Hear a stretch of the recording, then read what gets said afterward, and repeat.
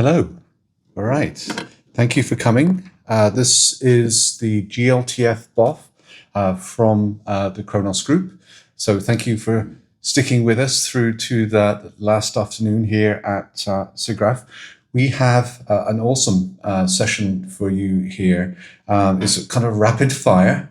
All the speakers have just 11 minutes. I wish we could give them more time. Each of the speakers deserves a whole BOF to themselves, but hopefully this will be a good get to know you session, and this course the speakers will be here and you can talk to them. We should have time for a Q&A at the end of the session. We will also upload all of the slides to the Kronos website. We'll give you the link to that, kronos.org. At the end of the session. So my name is Neil Trevett. My day job's NVIDIA, but I'm here representing Kronos. I'm the Kronos president, and I'm going to give a brief introduction to glTF in general, and then we're going to go into more specific details. In particular, quite a few of the presentations here are focused on really the hot topic of the day, which is Gaussian Splats. Gaussian Splats are coming to glTF, which you'll learn more about any moment now. So if you haven't come across the Kronos Group before, we are an open standards organization. We create open and royalty-free standards for the industry to use. We focus on low-level APIs connecting hardware to software. 3D APIs and 3D asset formats like glTF. This is our 25th birthday. We were founded in 2020. 2000. Oh my God, it seems like a long time ago. And over the years, we have brought 3D graphics onto PCs, then onto mobile, onto the web, into the immersive space, and now we have a modern suite of languages and APIs, Vulkan for GPU, Slang for shading language, SphereV, which connects the two together in an intermediate representation, and Anari, which is a higher level rendering API. But let's get into glTF. glTF is the focus of this BOF. glTF is a last mile transmission file format. It's intended to let you send quite sophisticated 3D assets anywhere, and they will be displayed and processed consistently, because the glTF spec is very rigorous on how the properties of 3D assets are defined to enable consistent operation and display whatever platform that you're running on. This is a full-time job, keeping this slide up to date. It's kind of the ecosystem snapshot. All the tools, all of the engines, all of the main customers that are using glTF. glTF is pretty well everywhere. And we love cooperating at Kronos. So we work with a number of other standards organizations that have specific vertical expertise, and they help us extend the core glTF specification. We have Tam here, who works with Open Geospatial Consortium, is going to be speaking in a moment. 3D Tiles is a geospatial-oriented set of extensions to glTF. The VRM Consortium in Japan is doing very widely adopted avatar standards, which we're working together with. MPEG, best known for video, also have MPEG-I, which is an immersive standard that's based on glTF. The Web3D Consortium have X3D that now uses glTF. PDF now incorporates glTF, and we just announced here at the show a collaboration with the UWA, which is the Ultra HD World Association based here in China, defining video standards, but now we're working together with them to also define Gaussian splat and volumetric media standards. And last but not least, glTF is an ISO standard. Kronos is a PAS submitter, so we can put glTF in through to the international standardization process, and glTF 2.0 is the current version that's an international standard. And the UWA, it's worth mentioning, UWA, I'm sure is familiar to many folks here in China, doing great work on video and UHD standards. And we found a common interest. They're coming from the video side primarily. We're coming from the 3D side, but the two fields are beginning to intersect. And so we very much welcome having this interliaison in place now. So we are doing work together around glTF for volumetric media and Gaussian splats. I won't go into too much detail because we don't have too much time, but all these slides will be downloadable. This is the current snapshot of the glTF roadmap. I just want to kind of highlight maybe just a few things that are relevant to the audience here. Gaussian splats, we've already mentioned, is kind of the hottest topic, and we're going to have lots of presentations on that. Some of the other things that are going on, though, on the glTF roadmap, complex scenes, where you can link between multiple glTFs, and streaming, where you can have terabyte 3D databases that are being streamed in real time using glTF. A lot of that work has been ongoing at the Open Geospatial Consortium with the 3D tiles standard. The geospatial use cases often include huge data sets, and they have that all working in the 3D tiles standard, and we're going to be working with them to integrate that capability into core glTF. There's a lot of work on avatars, on interactivity, which is based on a node-based behavior graph, and physics. So let me just spend just a couple moments kind of going through some of those very briefly. Interactivity. People want to put interactivity into the asset itself. So not just the visual appearance, but how the asset behaves in a 3D environment is well defined and portable between different engines. So we took a look at what the broad industry practice. Unity has their visual scripting framework. Unreal has blueprints. NVIDIA has action graphs in their Omniverse platform. Some of those are very complex systems, maybe too complex to be portable across every platform. So we distilled down what the portable subset of that interactivity graph-based approach was, and we have put that into an interactivity extension. This is an example. Everything, all the movements and interactions you see are actually coded into the asset itself. And this extension will be finalized in probably in the first half of 2026. We're getting pretty close. It's enough to do gamelets. You wouldn't want to code a AAA game in this, but for gamelets and interactive experiences, I think you'll find it pretty useful. We'd love to get your feedback. Physics. The first round of physics, it kind of goes hand in hand with the interactivity. You know, you can push things over and they'll fall on the floor and behave as you would expect with a physics engine. The first version of physics in glTF is rigid body with joints. And we also have defined constraint shapes too. So everything you need to put physics capabilities into the assets, again, for portability across different platforms. Avatar extensions. Avatars are becoming a hot item. There are many platforms out there, of course, that have avatars. They're all different, and people are beginning to want to be able to author and take their avatars across different platforms. The platforms themselves don't want to necessarily have to reinvent everything themselves. They want to leverage the work of others. The most widely adopted avatar standard right now is VRM, which is based in Japan. Their beachhead use case was kind of anime type avatars, but there's nothing in the VRM that limits it to anime, and they're looking to expand their presence out globally. And so we're happy to work with them to give visibility to the work they've already done in VRM 1.0, which is a set of glTF extensions, but then work together going forward to create a set of Lego blocks for building the type of avatar you need, because there are many different types of avatars. There's never going to be like one size fits all, but with a Lego block approach where we can have a foundational model and then have additional capabilities to suit the needs of the platform. Now we can significantly have some portability for avatar type functionality. VRM are helping us define the first set of these baseline extensions, and they'll be refactoring the VRM specification to use those baseline extensions, so doing everything the glTF way. And then we have ongoing cooperation. Of course, anyone working with avatars is encouraged to come and work with us to create a longer term roadmap for modularly constructed avatars.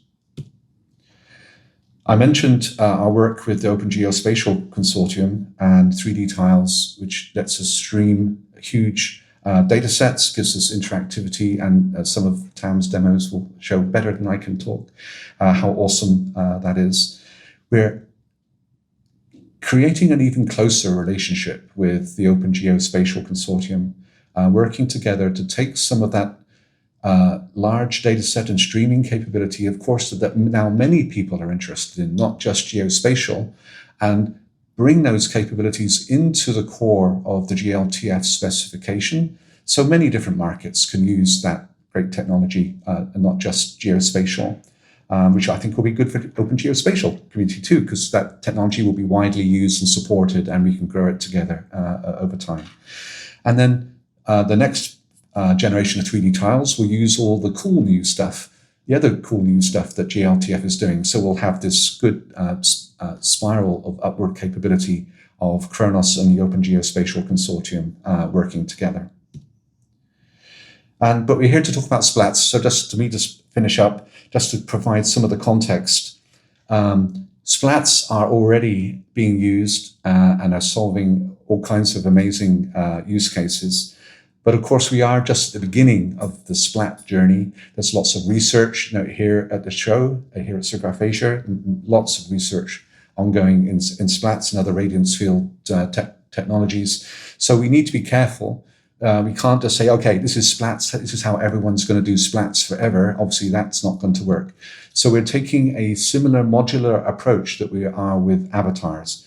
We're defining in the short term a foundation extension, which basically just defines how, once you've decompressed your splats, what does the GPU need, which is kind of the glTF way. We're defining what the GPU needs to actually get those splats rendered. That's fairly safe to standardize today, although we're making it extensible because it will grow over time. And then we have separate extensions for all of the compression codecs. So SPZ is coming from the geospatial community. Niantic were the original creators. They've contributed that work to this effort. We already have MeshOpt, which actually for some use cases provides great compression. There are other compression standards out there. UWA and Huawei, I think, are working on one. There's the SOG compression standard that people like Play Campus are making great progress with. We can put all of those compression codecs as separate extensions, and so we have the flexibility. Of course, as a community, we need to strike the right balance between having everyone's compression standard, but not too many, because that will be fragmentation. But I think it does make sense. We won't have every use case satisfied by just one compression standard, so it's good that we have the ability to have multiple compression standards as we go forward. And this is the link to the Gaussian Splat extension. This is the foundational one. If you want to take a look, everything in glTF is developed in public on the GitHub. All the draft specifications, all of the discussions, so you can come and join the discussion. This is the link to the Gaussian Splat extension. Please do come and give us your feedback. All right, that's enough for me. Let's bring up Tam from the Open Geospatial Consortium. Thank you, Neil. It's a great overview. And again, congrats to Kronos on the 25th anniversary. Neil, team, you guys are doing an amazing job. So I'm really happy to be here on behalf of OGC. So my name is Tamrat Belayneh. I go by Tam. My day job is I'm a senior principal technologist at Esri, senior software developer. But I'm here to talk to you in my capacity as an OGC and Kronos contributor. So splats, we've heard about splats a lot here at SIGGRAPH Asia, and then also at SIGGRAPH in Vancouver. Now, geospatial has taken a keen interest into splats because it does address some of the 3D needs that we have had for many, many years. In particular, geospatial workflows typically consist of composing and composting various different data types inputs, whether it's 3D mesh, point cloud, vector data, you name it. Geospatial experiences typically require all of them. Now, the thing that was really attractive about Gaussian Splats was there was a gap in the geospatial experience. Typically, when working with a term that most of you might be familiar with, digital twins, that some of the data types did not really have the fidelity and quality that is required to do specifically, street level or high visualization requirement kind of workflows. And Gaussian Splats address that. And in particular, when mesh data was being used in geospatial experience, the artifacts that come through the actual, data construction process would hinder analysis and visualization experience. So for geospatial experience, really what we were looking into Gaussian Splat was, how does this perform? Streaming is a huge experience. Neil mentioned that geospatial experience typically streams terabytes and gigabytes of data. So it's not just one single model of an object, but entire cityscapes, entire blocks of an area. So concisely expressing the data in efficient manner is really key concern for us.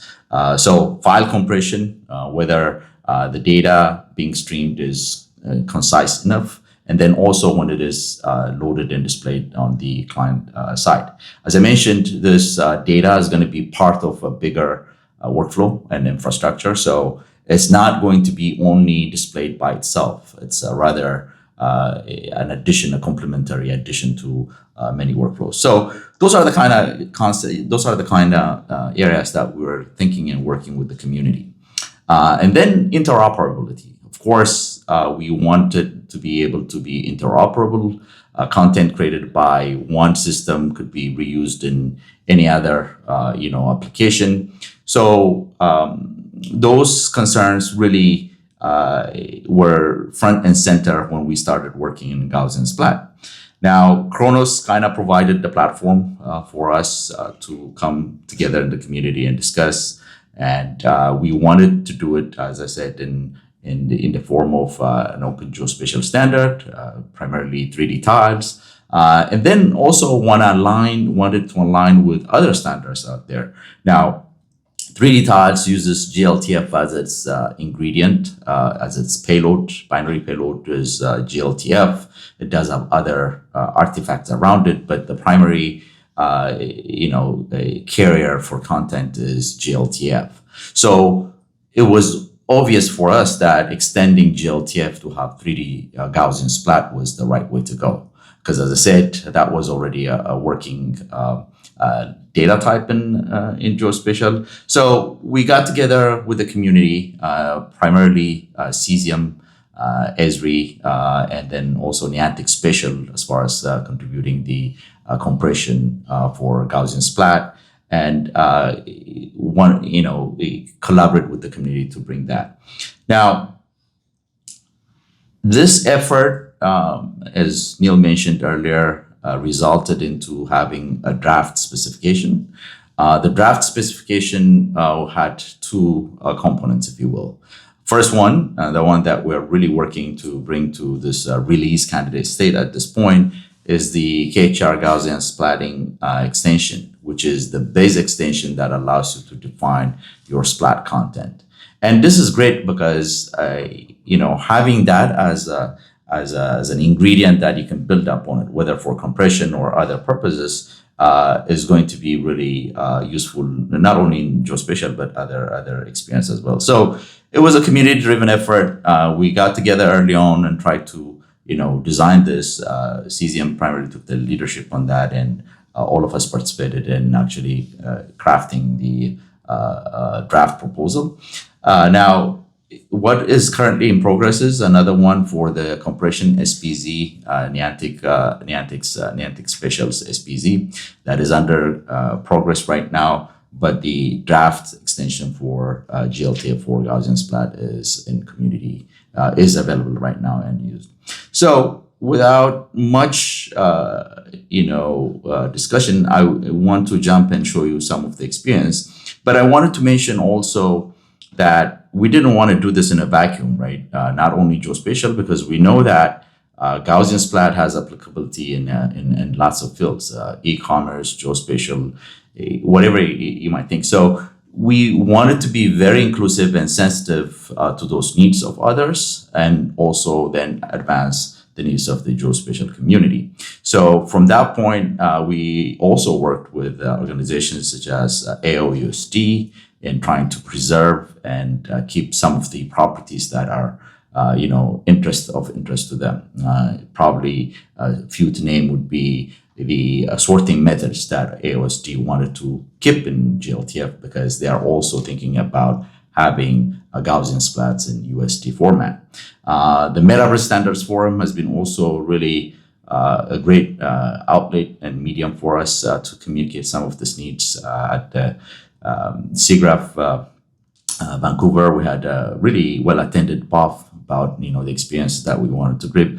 So just in really general, wanted to say that this has been a very collaborative effort with the various entities really in play. So what does it look like? What does it look like, Gaussian Splats in geospatial experience? So the video is loading right now. What you can see here, quality is still loading up, but basically this is a typical digital twin experience in geospatial. As you can see, there's a lot of content that is being used and displayed. In this particular case, it is showing right now some facility management kind of use cases, or even analysis, visual analysis, where there's a line of sight and a prediction of what could happen if some of the conditions in the environment were not met.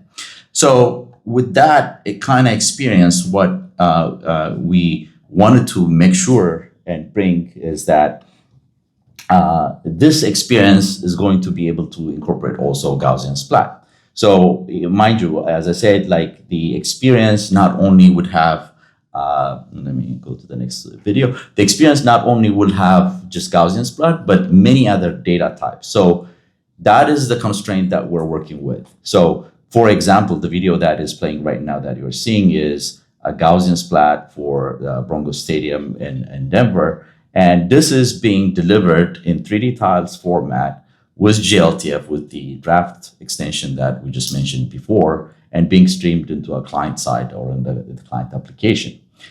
This is a large scale data set, if you will, encompassing like a whole stadium, a whole city block. And these are the type of data sets that typically geospatial experiences would want to create in Gaussian Splat. So, the difference in kind of the experience that people would see for Gaussian Splat is obvious, where, say, in e-commerce, it wouldn't be this type of data set. It would be probably an object particular. So, those things would have different requirements and needs, and are always good to pay attention for. And here's another example from Cesium. This one is showcasing a plant, a facility. Again, being able to load this and use it in Gaussian Splat is a key geospatial experience. So, kind of to wrap it up. Why is Gaussian Splats interesting in geospatial? Is because there's a highly realistic scene representation being afforded by Gaussian Splats. There's a detailed rendering of complex structures. So structures like that, the one that you're seeing, were not possible to capture with a traditional photogrammetric capturing method, because typically those tend to come out as artifacts. So being able to render complex structures, being able to capture reflective and transparent surfaces, as well as vegetation. Vegetation is a really key ingredient in geospatial experience, and being able to capture vegetation, as I've seen on some of these videos, in its highest fidelity is also very desired capability that we were not able to satisfy before. So the cross-industry intake is also of interest for us, and just wanted to share with you some of the experiences that we've been able to capture with Gaussian Splat, and we can't wait for it to become ratified and be able to be used as it is being used today. So thank you for your time. Appreciate it. Next, we have Huang going to talk about 3D Gaussian Splats in Harmony OS. And if you get a chance, go and download those slides and see Tam's videos. When they've fully loaded, they're superb quality. We were just looking at video artifacts there. Thank you. Yeah, it's a pleasure to have a topic in SIGGRAPH Asia. And I still remember I met Neil and Dennis in Tokyo and shared the first topic for Huawei Arc Graphics in Harmony OS. So yeah, we are working very closely with Kronos Group, including the Vulkan standard, including the glTF, and also we are moving forward for 3D Gaussians. So I still remember last year I have a dinner with Neil discussing how we make it happen on Harmony OS, and it's very lucky. This year we made a big step. So today I will do some sharing about this story.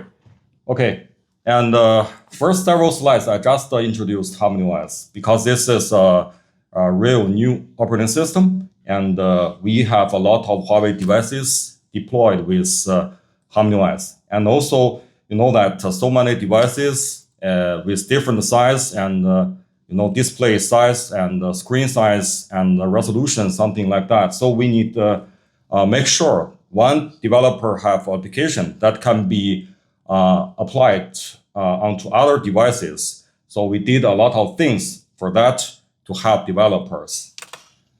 And yeah, this number is the last year's number. We have 1 billion device right now with Harmony OS. So I want to say that even a very small innovation in any area, like a graphics area, we can have a lot of consumers to know what we are doing. And for our graphics, actually, it is a component for our Harmony OS graphics, and it has two businesses. One is for the UI graphics. We have our US design, and we will have our graphics implementation, and also with our chipset, we can make it accelerated. And another business, because we didn't make game, but we work closely with Tencent, NetEase, and game companies to make the game run very faster and have very good, quality for rendering. So this is our two business.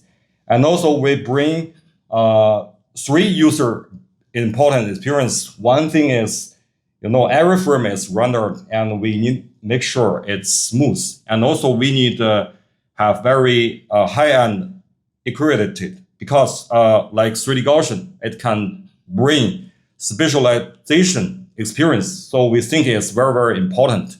Another thing is about game. Okay, and you know that AI, moving very fast, and this is the whole picture for our graphics. It's very complex, but I want to say that some parts we have make the AI together work with graphics, like the 3D reconstruction and rendering, and also we have some AI method to do the interpolation for frame, for game, and also for engine. And we also work closely with our Kirin, GPU and NPU to work closely with this operating system. Yeah, before I share my story, I want to tell some points from me. Actually, I see Li Feifei's new World Labs. I think it's future. And so I think how we moving forward with visualization. The first thing I think is for mobile, as Apple did, from a static picture, because we have a lot of picture in our photo gallery. So how to make it 3D? How to make it from static to to do some animations? So this is first phrase, and the second one I think is Skanyverse and Remy. I still remember 2 years ago I go to Europe to attend Vocalize conference, and I talked to a lot of Europe friends. They use Kangying in their iPhone. I just think how to make it happen in China. So this is why we take Remy into our HarmonyOS. So this is second phrase, and the third one is I think is about Google's Genie and Li Feifei Word Labs. Maybe one picture and some word and maybe a small video. We can have a big screen and you can do some interactive and rendering. And whatever, for each phrase, we need to understand the word and do some modeling and then interactive and doing render and with some generate technology. Together with render, we can bring customer a very beautiful scene. And some technology I think very important are below here. Okay, and let's move to the story. I think, this is a video, but I just want to tell, this video is very popular in China. It just record old man in a village because, some village still, in poor. And old method is take some photos. But today we have the 3D Gaussians. We can take a 3D spatial photo. So this is can give a big memory for the people. So I write the the 3D Gaussians Remy. It can provide user with great emotional value. So I think this is why it's popular. And you can see that we have a very hot game, and 1 week it has 17. Maybe I can say that in 10 days we have 1 billion downloads for the Remy. So, and also in this year's Huawei app galleries, the Remy app has been the best gallery for the Huawei gallery, all the applications. And we can see some feedback from our customers for 3D Gaussians on Remy. A lot of very positive. And it's very interesting thing is we have 5-star, 5-star,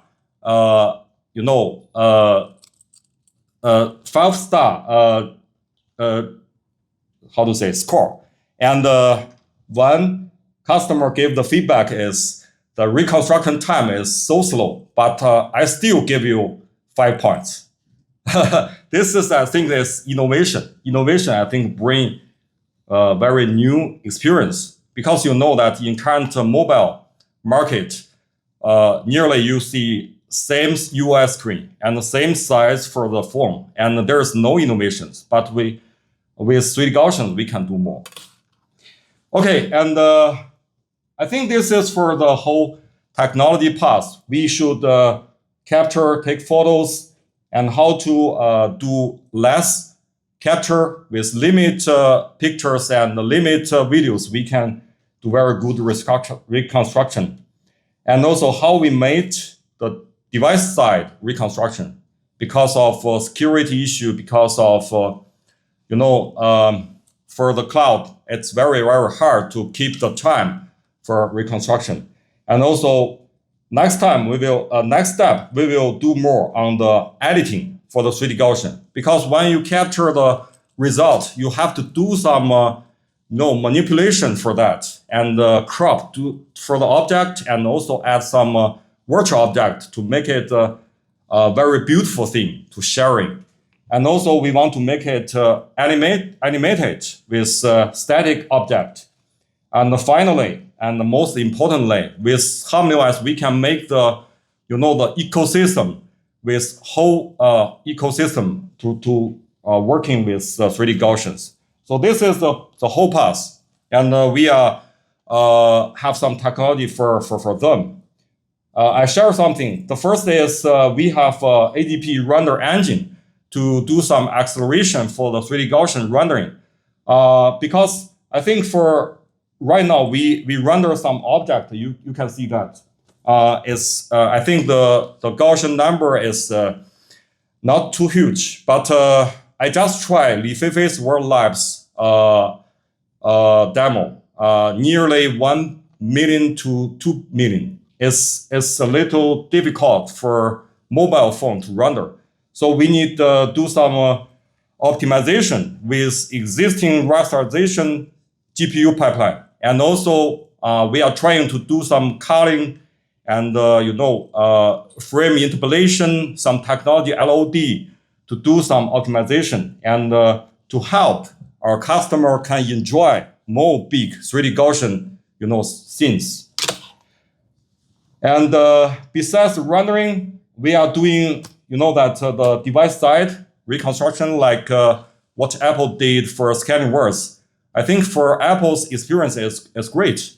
In less 1 minute, it can give you a result.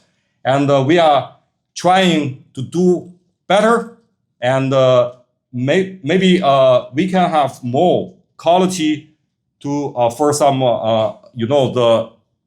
especially for people's reconstruction. So we can do some enhancement for that. And also we do some 3D Gaussian to mesh, conversion. Because just as I said, we will do some editing for the result we are captured. So conversion between the mesh and the 3D Gaussian, I think is very, very important. And also we are doing some relighting technology with some virtual object with real object together, and render you can feel it's real, one picture. And finally, we will do more for for the animation and Also for standards, just as Neil has said, I think the UA and Chronos has working closely. And Huawei joined Chronos, this standard. I think we discussed with Neil, with the whole group very closely, with Dennis. We hope this standard can be finalized as soon as possible, because it's all the application developers wants to see. And finally, this is my thoughts. Firstly, this is the APP for Rami, and also we can keep the result of the 3D Gaussian into our photo gallery. This is really important, and I see that for Gaode app, actually they have used 3D Gaussian for Hong Kong map rendering. So I can think if we have gallery for the 3D Gaussian result, the APP can use the galleries, the existing result to sharing with all the applications. So that can make the whole ecosystem working with 3D Gaussian result. And in our HarmonyOS, we have provided our AR engine kit. We have provided the spatial recon kit and for reconstruction, and also our APP render. So anyway, we can work together with Chronos Group to make our 3D Gaussian ecosystem better. Thank you. Oh, you're right there. Great. Please come on up. So next we have Zhuo from more details from Huawei on the art graphics 3D. Thank you, Leo. Okay, good afternoon, everyone. My name is Wang Zhuo from Huawei Open Harmony team. Today is my great honor to share our story. And the title of my talk is Art Graphics 3D, a glTF-based 3D rendering engine for HarmonyOS. Oh, this slide. So I don't know how do you feel after you stay in this conference for 3 days. For me, I feel excited and impressed by the fast and amazing progress of graphics technologies in the community. So the question is, as a as an operating system team, how could we bring these amazing and innovative technologies to all of our customers and the business? I don't have a full answer for that, but at least we need a building 3D rendering engine inside the operating system. So that is the motivation and the background of SIGGRAPH 3D. And actually, this project starts quite early, date back to 2018 or 19. And when the POC started, we have two keywords immediately come to our whiteboard. The first one is glTF. We need to support glTF to utilize the existing asset ecosystem. And the second keyword is Vulkan. At that time, actually Vulkan is not quite mature in the industry, especially many vendor even doesn't support that. But we made the decisions, that is the future. We need a high performance render, so we need to choose Vulkan. And other requirements is that to be modularized, to be flexible, to be scalable, because we have in Huawei we have one operating system to support all of our consumer terminals. Like we call it 1+8+N. It means we have phone, PC, tablet, vehicles, watches, everything, and they have different computational capabilities, so need to be scalable. Okay, and in the next slide, I would like to briefly introduce the architecture of our render runtime. So it is typical multi-layer plugin based render. In the node side, we have this platform and infrastructure for operating system abstraction, mathematical library, plugin register. And on top of that, we have these rendering structures like the RHI layer, which supports both Vulkan and OpenGL, and also resource management systems, which support like multi-threading of rendering. And also we have a render node graph designs to support flexible render and compute tasks. And further on top of that, we have functional plugins like typical 3D rendering plugin, and also physics plugin, particles plugin, and recently we have bring this 3D Gaussian plugin. So with this way, we can gradually build our functionalities. More comments about this 3D plugin is typical modern render. We have ECS front end to manage the scene, and we also have our standard PBR pipeline to support the glTF 2.0 specifications, node materials, animations, and so on. The next thing is to provide an efficient workflow. Of course, we need an editor for the developers, so you can easily drag a model into the editor, drag some textures, and put some lighting, put some environment, create materials, do some custom shading with SIGGRAPH, and finally with one press you get a preview app on HarmonyOS. So this is the story. Okay, so this slide shows the glTF support of SIGGRAPH 3D. First of all, it supports this standard glTF 2.0 core specifications like PBR materials and animations and so on. And of course, we have other Chronos extensions supported like Sheen, clear code, transmission, unlit, image-based lighting, mesh OBT, and so on. And also we do have some internal extensions for our internal usages. And next thing, we would like to mention something about the applications. So the first category of the applications, of course, the system building UIs and applications. For example, you may already seen these interactive thurbles in many of the opening slices by Huawei. I don't have an animation video for this, but actually you can interact with this like a fur ball with some physics, and it brings interactive, spatial, and emotional user experience to all of our customers. And other use cases like this digital avatar. Unfortunately, the video is not playable, and also some like AR use cases. You have a camera and you want to put some model on the ground, and also, as I mentioned, we supported like some lightweight devices like a watch. You can put a wallpaper into your like a watch. A lot of use cases I would like to mention is about the smart vehicle business and industry. This industry develops very fast in China and the world.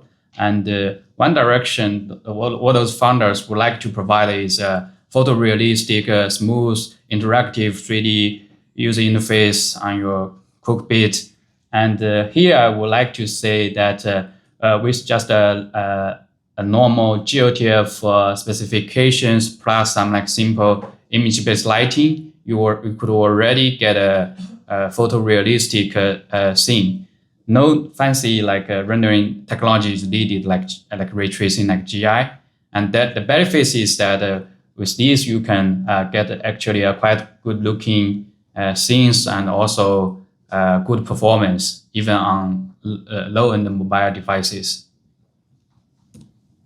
And here are some more like examples inside our companies about the use case of SIGGRAPH 3D on some smart EV user interactions. You have an editor, put a model, use all like building material libraries, drag the materials to the car, and put some reflection, put some like post-processing, something like that.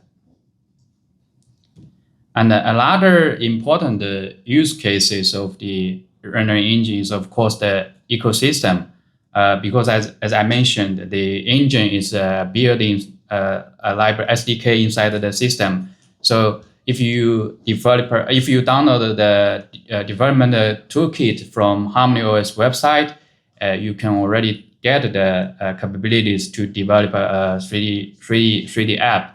And here is an example. We cooperated with one of our ecosystem partner, Dongcedi, which is one of the top platforms for the users to search and compare some like car brand, car models. And they use our editor to design the scene. And with a few lines of code, you can build a 3D view. One more thing is about 3D Gaussian. Currently, it's still not based on a standard glTF specification because we are waiting for that. So this is somehow internal a trail about the format. And here we, as I mentioned, we build a 3D Gaussian rendering plugin and develop some API for our ecosystem applications.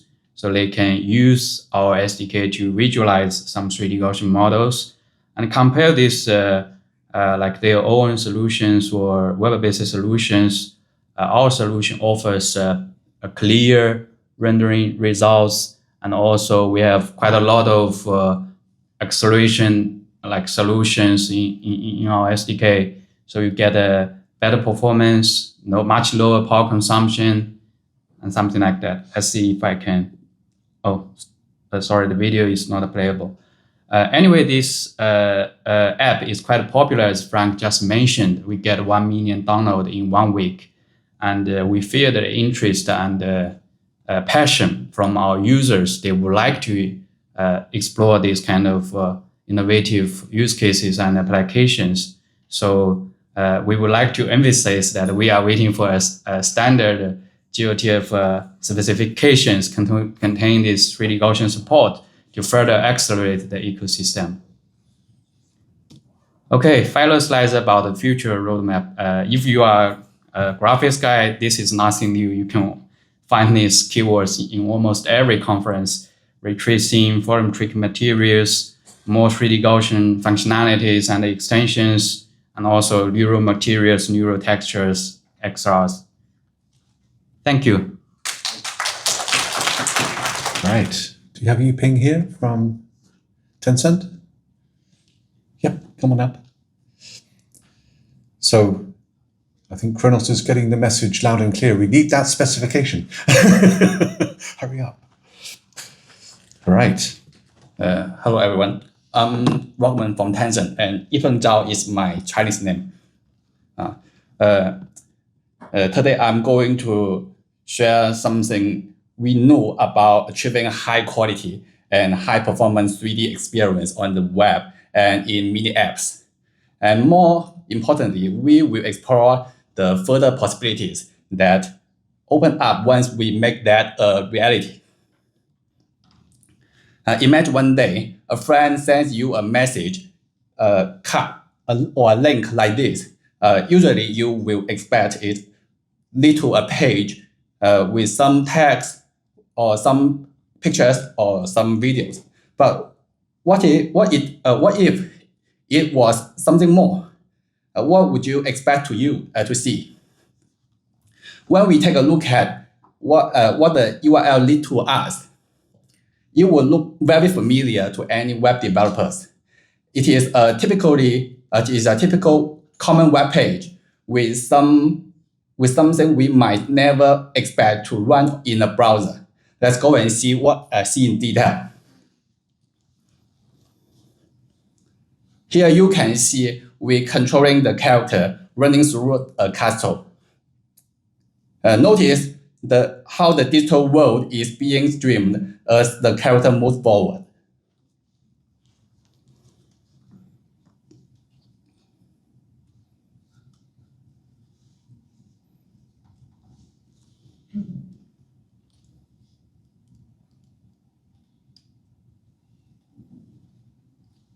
Okay. So just now, what did we actually see? We saw a large scene. It wasn't a small object. It was a whole environment. It had rich details, and it's fully expandable. And what else? It is fast. It has instant loading because it's lightweight and loads in seconds. It uses progressive rendering based on voxels. So it renders as it loads, and it has high FPS, like 20 and 50 FPS in this example, because it is fully optimized for a smooth experience. You might think, I surely need a powerful gaming PC for this. Actually, no. Look at this chat history. A user tries this on an old MacBook Pro. That is an office computer from almost 10 years ago. Even on that old device, it runs. This shows surprising compatibility. Now that we know it works on old computers, let's look at the visual quality again. Look at the Gothic castle scene. See the high precision.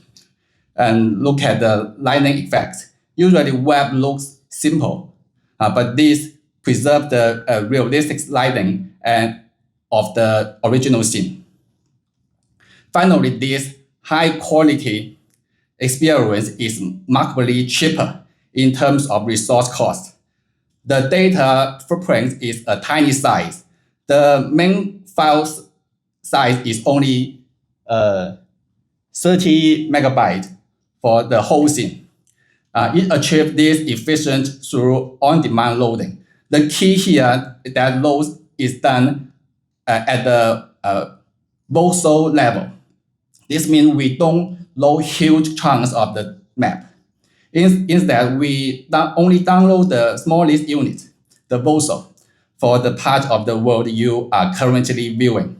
This results in highly progressive and efficient loading process, saving both data and time.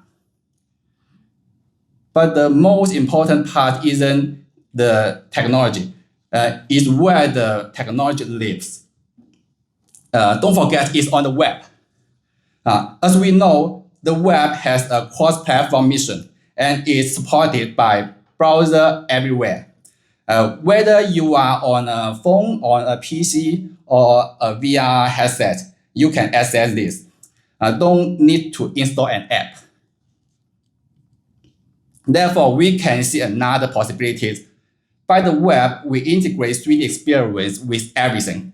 For example, take a look at this anime style street scene. Now consider this: if a friend send you a virtual card, what would you expect? You'd get something interactive, usually appealing, fun, and critically functional. I know everyone is eager to see what the actual street scene, but we just previewed. However, before that, it's worth taking a moment to look at the few key questions. So why 3D? Why 3D? And what can it offer? I'll start by suggesting one possible answer. The 3D experience can act as a container, holding various elements inside it. It's such as contents, text, intelligence, NPCs, and AI agents and functions. However, in the past, this was very rare. Why?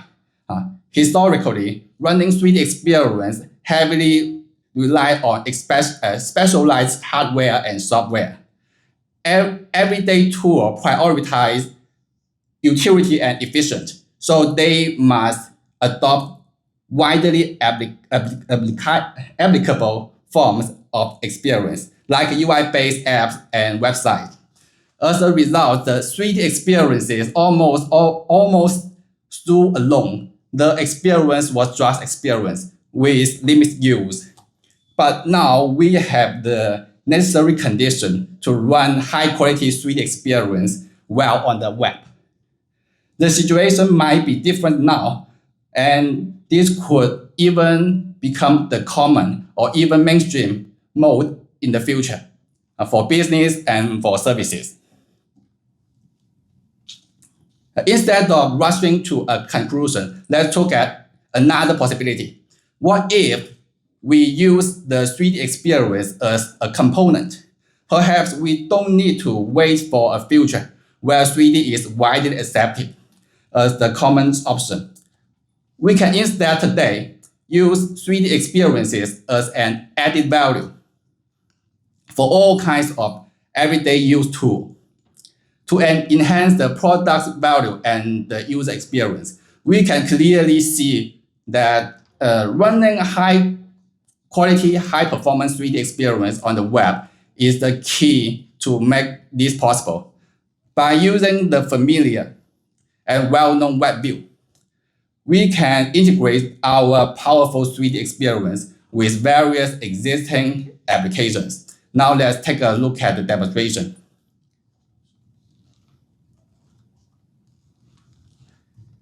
Here is the anime street again.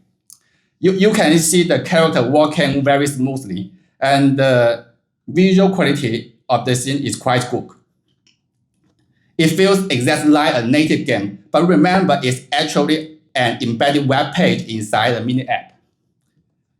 So compared to simply running the 3D scene on a standalone web page, what does the embedding bring? This part of demo will show exactly that. You can see that some NPCs in the scene, when our character approaches them, they can interact with our character. This interaction can link to the mini app. For example, here we simply calling the target app a mini app, but we can actually do much more. We can simply complete all kinds of operations that the mini app currently does through its UI, right here in the 3D environment.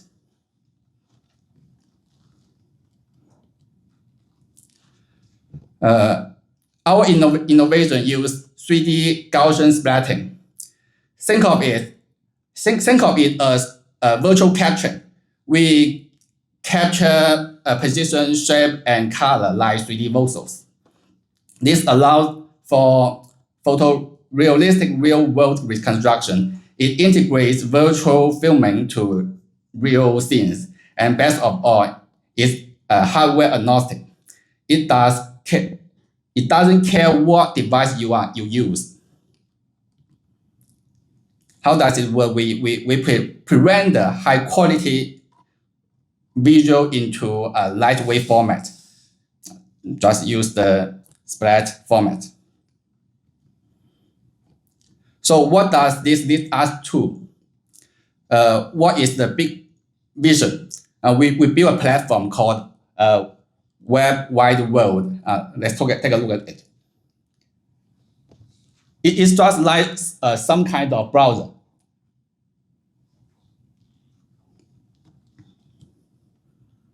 And why do we need this? Currently, a digital world is split. Big corporations build walled gardens. Users are fragmented. If you are in one app, you can't talk to the user in another app. This limits the social interaction and makes it hard to creators. We propose a different path, a co-created digital world. We follow the web model. But the technology, it connects all devices, PC, mobile, VRs, and coordination. It is open and global, not owned by one company. We believe the web is capable to handle high-performance 3D. It is the best place for a shared metaverse. Thank you. That was awesome. I'd love to talk to you guys afterwards. Metaverse, we're building it together. So, but yeah, Kit Young is going to talk about something near and dear to our hearts, the volumetric video using glTF. Yeah, thank you. And so, thank you for invitation. I'm so excited to see Kronos have a lot of new technology. Yeah.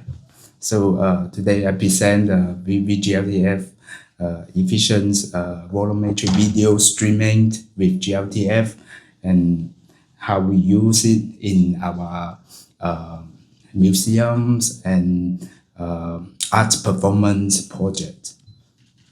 So glTF includes an extension to enable film-based volumetric video sequence playback in the glTF, and also we have a tools kit to convert our volumetric video into glTF format. And also we develop simple real-time streaming of volumetric video in glTF. And so we use this is one of our volumetric capture studio, and after capture the video, we make it into a merge or a point cloud, and then we have a simple content delivery pipeline for the volumetric videos. Here we use glTF in the compression, streaming, and displays in the pipeline, and then in the display we can show our volumetric video in mixed reality mode, and also of course in the mixed reality we use OpenXR.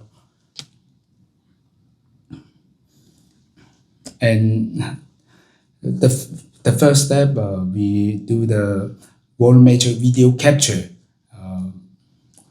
by exporting our volumetric video into 3D merged frame or point cloud data. So here's some option that we can use to generate our volumetric video. For example, we have our app holograms, which can generate a sequence of merge and the texture video with audio. And then we have our volumetric video capture and reconstruction system. It's presented in CVMP 2025. And you can also use other generative AI solution or volumetric capture solution. And this picture is our volumetric video capture reconstruction system, Pi9 workflow. Yeah. So after we get the sequence of merge or our volumetric video data, we put it into glTF with our extension. So in our volumetric video extension, we need a sequence of merge, and then we encode the merge with available compression methods. For example, Draco Merge Optimizer. We also test how Dracos can help us to make our file in smaller size. And then we encode our volumetric video texture into a video, and also include the audios. And then we keep the video path in the extension. Yeah. So thanks to glTF customized extension scheme, we can develop our extension easily. So in order to provide the volumetric video playback, we have some small modification on the glTF official viewer. So that's actually very simple. You can do as well. So it's just register our extension and then put our configuration data inside the extension. We put our information, our volumetric video inside a node, and the node in our glTF viewer, we have a volumetric video controller. This is our simple workflow. In our volumetric video extension, we have our volumetric video controller get the merge frame or point out data of the mode, and then we also get the video frame at our merge texture, and then mix them together and render it in the glTF rendering engine. So we also develop a simple VVGLTF streaming system using HLS video streaming technology. And then this example case, we use a hologram, our app, to capture the human actor or capture the dynamic object. And then we upload the file, we upload the merge sequence and the video to our server. And then we keep streaming the data to our client. So we have developed our playback plugin in multiple platforms, including NVIDIA Omniverse and Unity 3D, Unreal Engine 5, and also web browser. So next step, we will utilize the glTF features like the skin and animation to make a better volumetric video, and then also we will use Gaussian splatting for the volumetric video in glTF. So here's how we animate our Gaussian splatting in glTF. Yeah. All right. And that's it. Thank you. So yeah, Jinyuan, yeah, please come on up. So, but just to talk about the volumetric video whilst we're getting set up here, I think there's at the Metaverse Standards Forum, we've held some town halls around volumetric media, and the amount of commercial interest is really growing. So it's great to see some work on how we're going to bring it into open standards. But Okay. yes, Thank you. good to have you here. Thank you. Yeah. Okay, good afternoon, everybody. So it's my big honor to present our initial exploration to 3D-GS. I'm working on Web 3D for 20 years, but this year, Web 3D met 3D-GS. So our team spent half year to develop fine-grained 3D-GS streaming pipeline.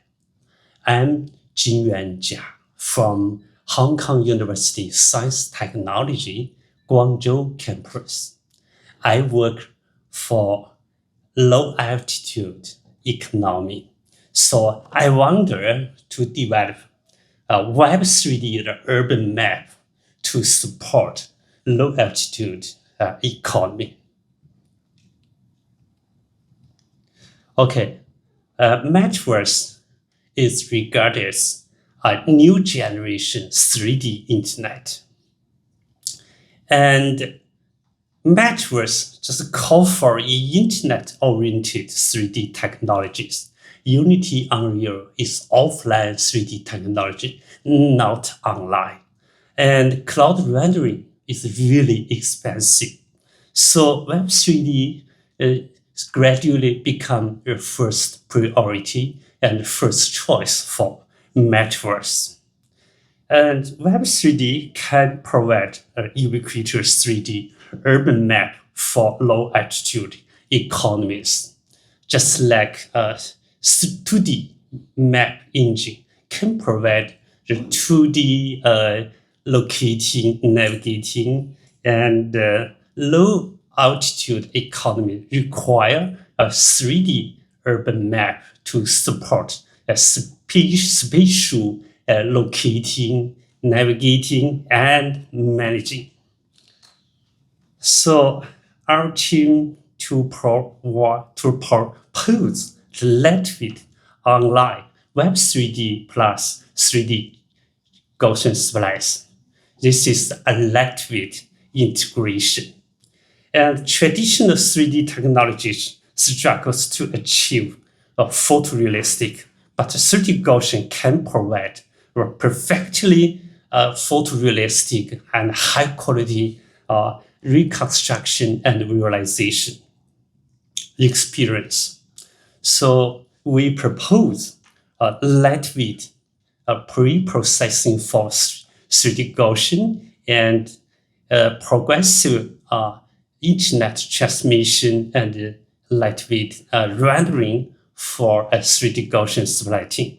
So this is architecture for Web 3D plus 3D-GS pipeline. Firstly, we do a lightweighting for 3D Gaussian splatting. We do segment internal scene into some instances, and we found some instance is quite similar, just like this meeting room. There are many chairs and desks, just very, very similar. So we don't need to transmit everything, every chair, our desk. We can extract the similar and repetitive components in repetitive instances. So that can reduce the data size of internal and external 3D scenes. And we also propose a lightweight progressive pipeline on the web. So this is now repetitive instances. So we use the level of silence according to the silence, different silence. We extract some Gaussian splats step by step and fine tune it respectively. So the shake and heave, the 3D Gaussian splats just become sheen and lightweight streaming. And if our viewpoint just zoom in or zoom out, so we can show you, we can transmit, we can render more and more Gaussian splat to you. If you zoom out, so we will just give you less but necessary 3D Gaussian splats to you. So you always can get just the most suitable 3D Gaussian splats rendering and visualization service. So this is our campus.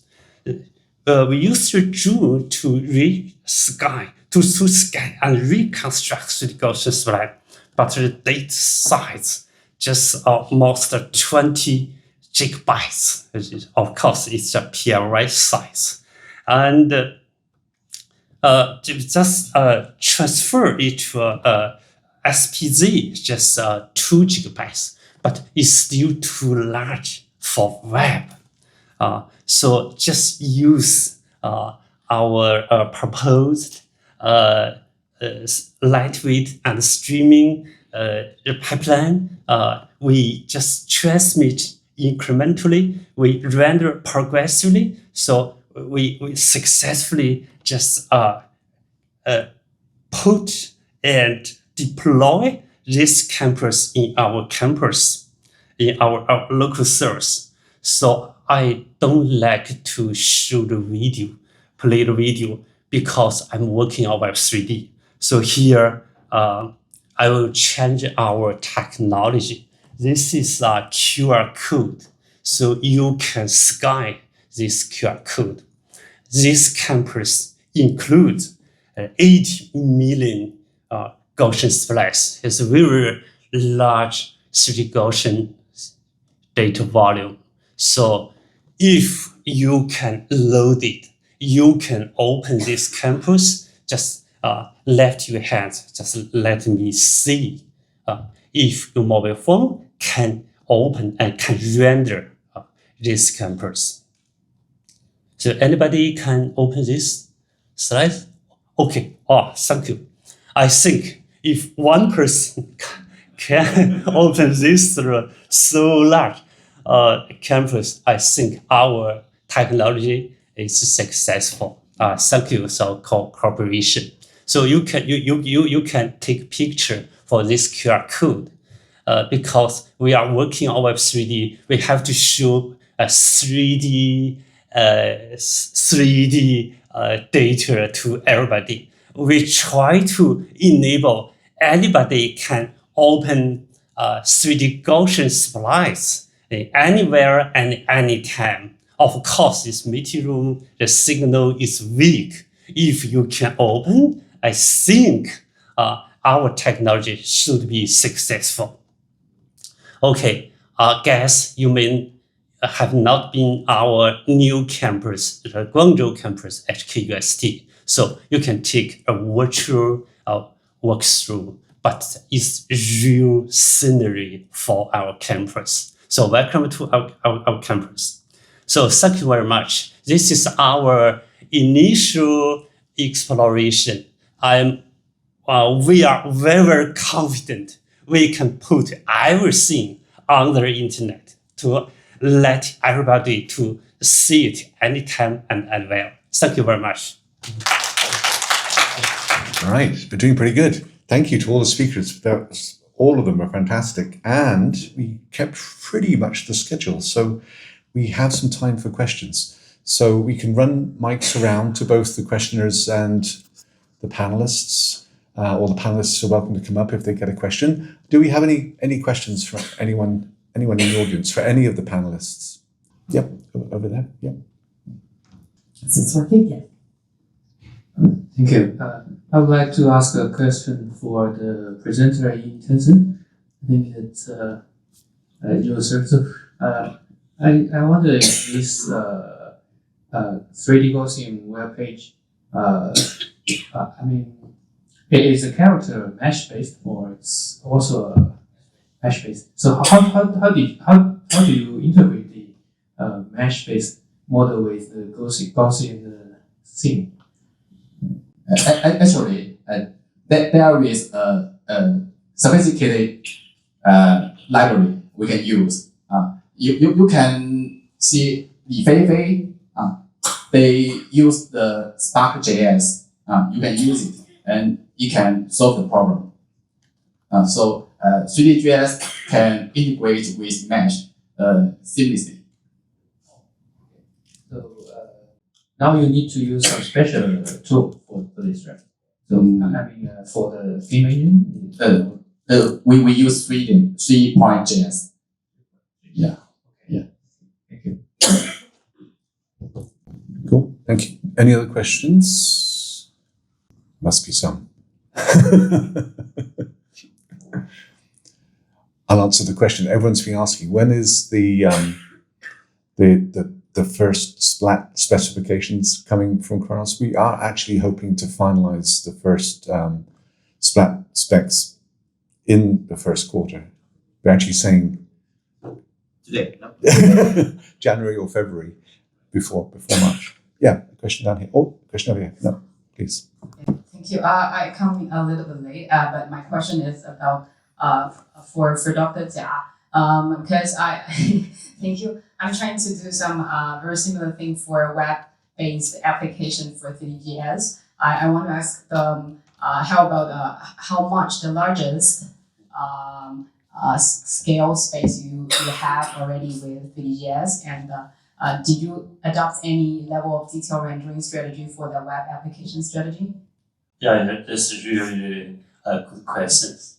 I think until now we just put 20 gigabytes on the server and let everybody to scan the QR code and to see the 3D Gaussian anytime, anywhere, and look like it because Web3.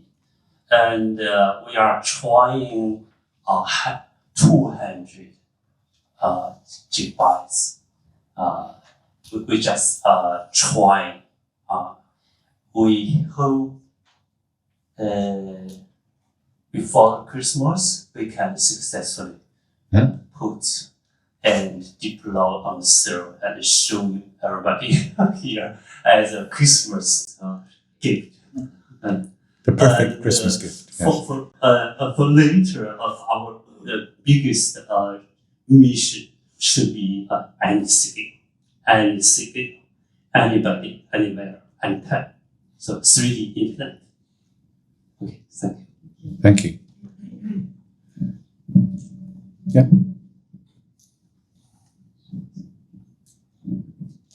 I have a question for Neil. Because you know that for Vulkan standards, right now we are working for Vulkan 2.0. You know that in very early stage, 2016, we know that Vulkan trying to have a mobile and a PC rendering, maybe include everything. And for today, 3D Gaussian, just I introduced, actually the 3D Gaussian rendering is really heavy, especially for big scene. And also, right now we want to make the 3D Gaussian format to be in glTF, but do we think how we put the 3D Gaussian render for Vulkan API? And sometimes maybe we need some API for Vulkan to render, and also for conversion between the 3D Gaussian format and the mesh. So I think, this is more and more representations right now in graphics. So I think the 3D Gaussian is only one, and later maybe more. Yes. So how we think in Vulkan spec, we solve this multi-representation in one thing rendering, and how we support different formats running in different level hardware. Yeah. That's my question. Yeah, that's a great question. I mean, obviously, one of the strengths and one of the reasons why Gaussian splats are becoming so quickly adopted is at least as a first step, that we don't need anything special on the rendering side. It's on the training side where most of the compute load is. I think it is going to be interesting once we've had a bit more experience with real apps, particularly some of the large models that we've seen today, whether we find some bottlenecks on the rendering side. And of course, Vulkan, just like all the Chronos specs, are extensible and we can build out more. I'm not aware of anything yet that we specifically need to do for splats on the rendering side, but I think you have a good point that the training of the splats and the conversion between the various formats absolutely is going to be more and more critical on device. If you're capturing things and transcoding them into splats, we need to make that as fast and as low latency as possible. And that's a compute problem primarily, and a lot of AI compute, so a lot of tensor processing. So all of the work that Vulkan is doing to integrate machine learning acceleration, I think will apply directly to that. I think that is the most important thing that Vulkan could be doing right now. It's not rendering enhancements. We have lots of that. Of course, it'll continue. But the machine learning acceleration is the critical opportunity, I think, for Vulkan and some of the other APIs like OpenCL as well. Yeah. We had a question down here at the front.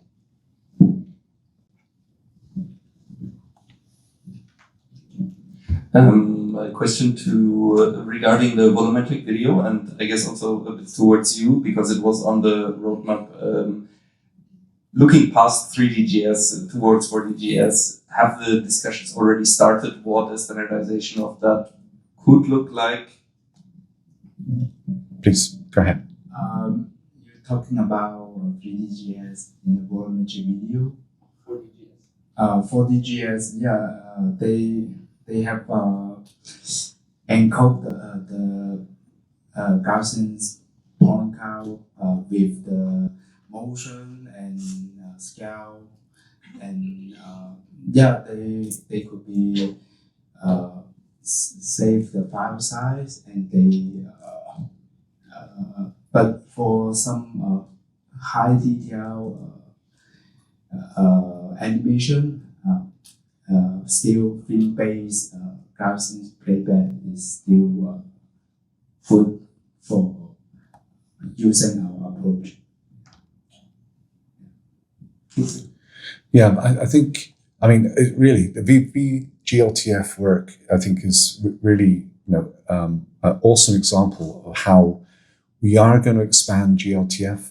With the 3D tiles, we had spatial subdivision and streaming, and now we need to bring in the temporal elements. We have animations in glTF already, but with 4D Gaussian splats and volumetric media, combining what we have today in glTF with time and sampled media in time, I think it's great to see the work in VBGLTF and some of the work that we've seen here at SIGGRAPH.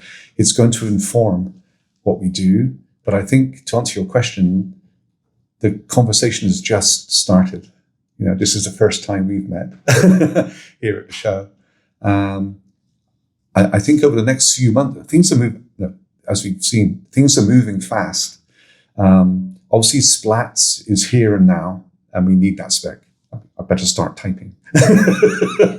But we have maybe a little longer for volumetric video, but maybe not too long. As we were saying earlier, the town halls that we've been running at the Metaverse Standards Forum, we ran one last year, and there's some great progress, but I wonder if it's ready yet. This year, we did it a few weeks ago, is that, oh my God, it's here. There are people shipping stuff, and they're actually saying, we're all shipping stuff. We're all doing it in a slightly different way. Oh, we need a standard. And when people start asking for the standard, then it's, I think, a good indication that it may be about the right time to do it. So I think the next 6 months, I think, is going to be when the conversation really happens. That would be my guess. and we try to figure out what glTF should do in this exciting new domain of temporal media. So, yeah. Can I ask a question? Yeah. Towards Yipeng Zhao from Tencent. Yeah. Yes. You just showed a fantastic 3D golf castle with just a size of 30 map, and that's fantastic. But I just have a question that why games from Tencent are getting larger and larger, the size are bigger and bigger. Now League of Legends is about 140 gigabytes. So I'm just curious about, given you already have the technology to compress all the fantastic 3D scenes into such a small size, but why your games are getting larger and larger? I'm just curious about to what extent you apply this technology into your products. I hope so. and 3DGS is a very young technology. We have to solve many problems and make it sophisticated enough to use in our mainstream games. That may be the future, and I will pay my efforts on it. I hope you are doing well, because I just can't stand for the 140 gigabits for an online game. And I hope you are doing well, and I hope your technology will apply to all the games of Tencent. Cheers. Okay. Thank you. Right. I know we're slightly over time, but the Metaverse Standards BOF is next, and that's our BOF, so we can run into it a little bit. We have half an hour. Any other questions? Matt Tao? Yeah. Just one comment. Yeah, sure. Thank you. So this is a comment regarding, I think, the question that was asked earlier about being able to load very large scenes. Are you, I think there was an expert that was asking Professor Jinyuan what you are implementing for loading very large scenes. So one of the things that we have implemented, at least in the geospatial use case, is the usage of level of details in the form of 3D tiles, actually, where there's a bounding volume hierarchy and spatial subdivision of the content. So in geospatial, we're lucky to be able to, have this progressive asset, progressive improvement of content and display, because you do need to have, some mechanism to be able to load city-scale kind of data. So by definition, it's insanely large, not only few gigabytes, but hundreds of gigabytes per layer, right? And that also needs to work with many other different data types along with it. So just because of the fact that it is just one piece of, the whole ecosystem, it's not going to be the only one, Gaussian Splats. We needed to implement, our level of detail, bounding volume hierarchy, and streaming progressively this content that would be able to be, represent large-scale data like cities and cityscapes. So really interesting to see how in the future this really evolves, because they question about, are we going to have a better API in Vulkan and elsewhere, could be mitigated at least some of the problems that we see today by employing techniques like that, where levels of detail and appropriate selection of the content could really help, solve some of those issues. Thank you. Sure. Thank you, Tam. All right. Last question. Time for one more. Yes, over there.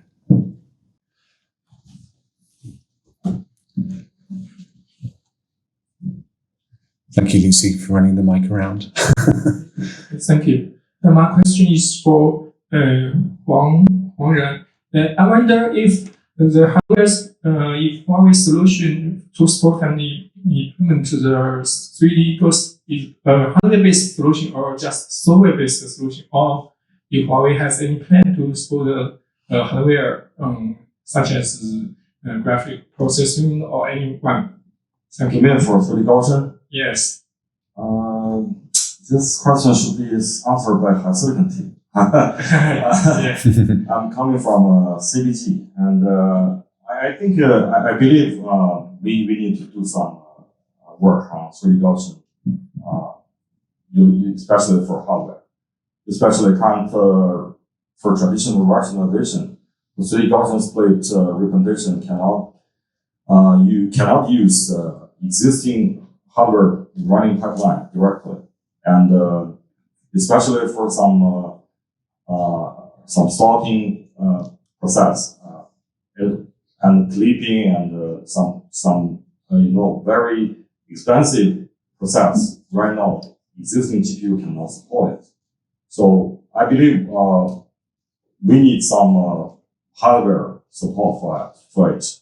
But yeah, I cannot say more on how GPU moving on for hardware. But I think this is a trend. And another thing is just Neil just introduced the Vulkan support machine learning part and the training part. I believe existing mobile GPU will change. You see that I just introduced in yesterday's topic. You see that for Apple's has the silicon, and you see that in GPU they already have a neural computing unit in the GPU, and imagination GPU also has it. So I believe that for the 3D Gaussian reconstruction, we can use this hardware part to accelerate. But for rendering, I believe we need to do some change for existing representation process. And also, just as I asked Neil, I believe the driver part and API part should change. So this is something will be happen, I think, in next year, maybe. Yeah, this is my answer. Thank you. Yeah, that's very interesting. So how soon do you think we can create the requirements for what the rendering enhancement should be? Do you think that, as you say, do you think that will come during this next year? Is that the kind of the timeline? Yeah, because right now, chipset has very limited resource for rendering, and we cannot achieve very smooth rendering with 1 million Gaussian splits with existing mobile phones. Even I think for Apple's, it's very, very hard. Mm-hmm. So we need to do some different levels for render for mobile. Mm-hmm. Just as we do something for Vulkan spec. So Vulkan spec has a very advantage for query. So I think for existing hardware right now, the driver and the hardware didn't give exact number they can render for 3D Gaussian. So maybe we can with Chronos we can part we can discuss for current mobile SoC. We can define some query functions to ask the GPU how many Gaussian splits you can render. Right. And this is very useful. And even we didn't have specific hardware to accelerate, but we need to know the limitation for the render. Right. Otherwise, one very cheap phone with limited resource is very, very hard to render. The customer will cannot accept 3D Gaussian. It's a disaster. So we should define some levels for query and for render. Very interesting. Yeah. Then step by step for hardware driver, how to accelerate it. Yeah. It's next step. Yeah. Very interesting. Yeah. I mean, maybe we can learn something from Inari because there's CTS, which is conformance test suite, but now they have CAT, which is the capability analysis tool. So that for exactly the same reason, they need to know what the hardware, because they're very portable, they need to know what the hardware is capable of, and they've actually created an open source tool for that. So maybe something similar. Because I get some pains when implementing Remy on our hardware. Yeah. So and besides the Vulkan spec and API, I do believe we can make some tools. And maybe some tools to support how to debug for 3D Gaussians. Right now, the runner doc didn't support it. And just as I said, in the future, I believe in one frame, there will be some mesh, some sign distance field, and some 3D Gaussians. So how we debug for them? Yes. And how we split different rendering, in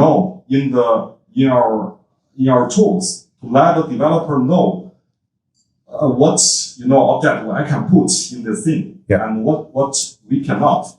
If we didn't do that, same result. Consumer will complain. Yeah. Very good. Very good point. I agree. Okay, it's time to break. Thank you again to all of the presenters. We will be transitioning at 3 o'clock to the Metaverse Standards Forum. So if you want to understand how we're going to build the Metaverse and work within the Metaverse, please do hang around. Else, thank you all for coming. And again, thank you to the presenters.